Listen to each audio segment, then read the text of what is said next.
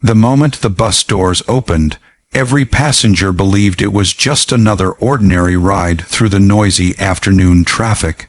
No one imagined that within minutes, the atmosphere inside would shift from routine restlessness to a scene so emotional that even the coldest hearts would reconsider the meaning of kindness. It all began with a man stepping into the bus, holding the fragile hand of his little daughter, her small fingers gripping tightly as if the world outside might swallow her whole. In that instant, while people looked away, annoyed by the delay, something silent and powerful was already unfolding, because this father was fighting a battle no one could see, and soon the entire bus would be forced to confront it. If you believe kindness and second chances still matter in this world, please like, comment, share, and subscribe right now. It truly helps us bring more stories that remind people of humanity. The father's name was Aaron, a man in his late 30s with tired eyes, the kind of eyes that had seen disappointment so often that they had learned to hide behind a polite, hollow smile. His daughter Lily was barely 7. She clung to her father's coat as they carefully stepped into the crowded bus, trying not to disturb anyone. Lily had a small backpack shaped like a bunny, one ear torn from too much hugging, and she wore a knitted hat that was a little too big for her small head. Despite this, there was a gentleness in her presence, something innocent that could soften even the harshest soul, if only people paid attention long enough to notice. The problem was, people rarely did. As the bus jerked forward, Lily tried to stand, balancing herself by clinging to her father's hand, but the sudden movement made her stumble. Aaron instantly bent forward, shielding her from falling, whispering something meant to reassure her, even though whispers were nearly impossible in the roar of the engine and the impatient clang of city life. A few passengers rolled their eyes, irritated by the little girl's struggle, as if inconvenience was a personal insult. Aaron scooped Lily into his arms, hoping to keep her steady through the bumpy ride. But Lily wasn't just tired. She wasn't just unsteady. Hidden beneath her hat was a small scar, evidence of a recent surgery. Her doctor had warned that she shouldn't stand too long or take sudden jerks. But their appointment today had run late, and the bus was their only way home. Aaron prayed for a seat, any seat, but the bus was packed. He stood holding Lily close to his chest, his arms straining under her weight, but his resolve steady because he couldn't risk her falling again. A few passengers chuckled under their breath. One man smirked as if the sight of a struggling father was comedic. A group of teenagers whispered, pointing at how awkwardly Aaron was carrying his daughter. Someone even said loudly enough for others to hear that the man should learn to control his kid, because she kept shifting from discomfort. No one knew she was in pain. No one cared to ask.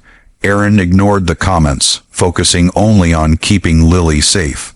He adjusted his hold so her head rested against his shoulder, and she closed her eyes, exhausted. The movement was gentle, protective, almost poetic. Yet instead of empathy, all he received were amused stares. The bus hit a pothole, hard enough for everyone to jolt. Lily let out a soft sound, almost a whimper, and Aaron instinctively tightened his grip, his heart pounding. He asked the nearest man if he could please allow them to take his seat. The man didn't even look up, pretending he hadn't heard. Aaron repeated himself, but the man only shrugged and put his headphones in. A woman nearby did hear, and smirked. She told Aaron to stop begging and teach his daughter to stand properly. Her words sliced deeper than she knew. Inside Aaron, something cracked. This wasn't the first time that kindness had been denied to him. Since Lily's diagnosis, he had lost friends, lost his job, lost stability, lost the sense that the world cared about anyone who was struggling. Every day felt like he was walking uphill carrying a mountain. People didn't see the weight. They only saw the man bending under it and assumed he was weak. He whispered to Lily again, telling her it would be all right, even though he wasn't sure of anything anymore. Then it happened. Lily suddenly trembled in his arms. Her face went pale. She grabbed his coat tightly, gasping. Aaron felt panic rise like a tidal wave. He shouted for help, asking if someone could please give them space, if anyone could please let him sit down for just a few minutes. But instead of moving, several passengers laughed, thinking he was exaggerating, overreacting, being dramatic. A woman muttered that some parents always act like their child is dying, just to get special treatment. Another joked that the little girl was faking it to skip school. Aaron's chest burned with helplessness. He held Lily as her breathing turned shallow, her head leaning limply on his shoulder. He knew her symptoms. He knew what could happen, and he knew that if she fainted, he wouldn't be able to help her standing up in a swaying bus. That was the moment the bus driver saw them in his mirror. The driver was an older man with gray hair along the edges of his cap, someone who had likely seen every kind of passenger, rude ones, kind ones, broken ones, impatient ones.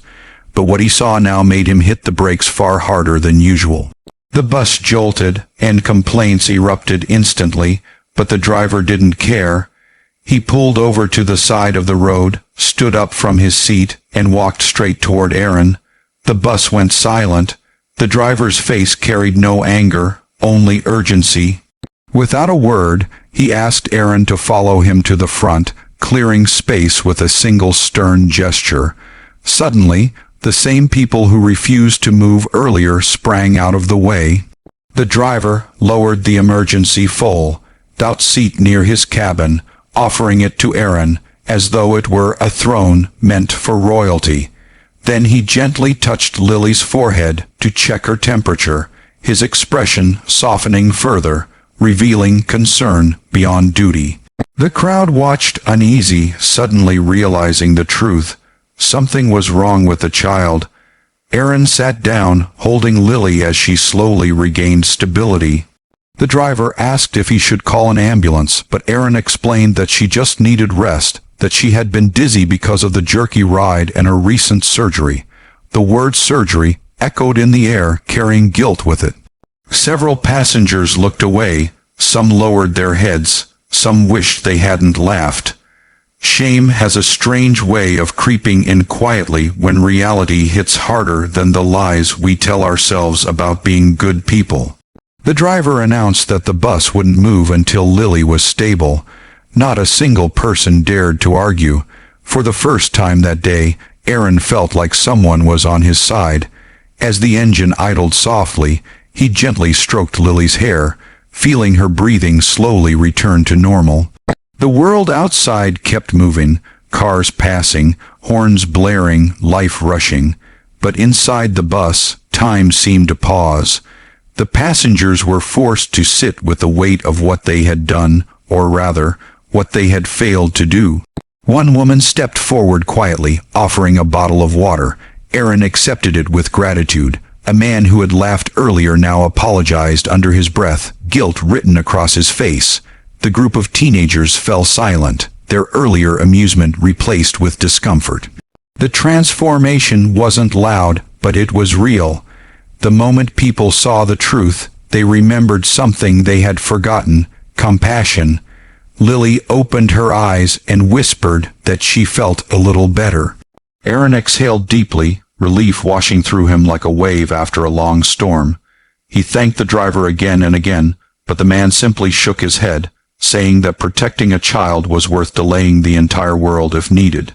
When the bus finally continued its journey, the atmosphere was different. People looked at Aaron with gentler eyes, and some even offered their seats, though he no longer needed them.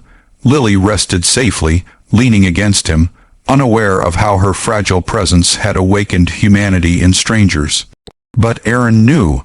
He knew that moments like this mattered, not because they changed the world entirely, but because they reminded people that kindness still existed, and that even one act could ignite it in others. If this story has touched your heart even a little, please like the video, share it with someone who needs it, and subscribe for more stories that remind us of the goodness within people. Before we end, please comment below and tell us what moment in this story moved you the most. As the bus rolled onward toward its final stop, Aaron looked at his daughter sleeping peacefully, her small face relaxed against his chest. He realized that despite the cruel laughter, the indifference, and the struggle, there were still protectors in the world, people who would step forward when it mattered most, and that single truth made the world feel a little softer. The bus driver glanced at Aaron in the mirror, offering a tiny nod of understanding. It was a nod that said, "You're not alone in this," and for the first time in a long time, Aaron believed it.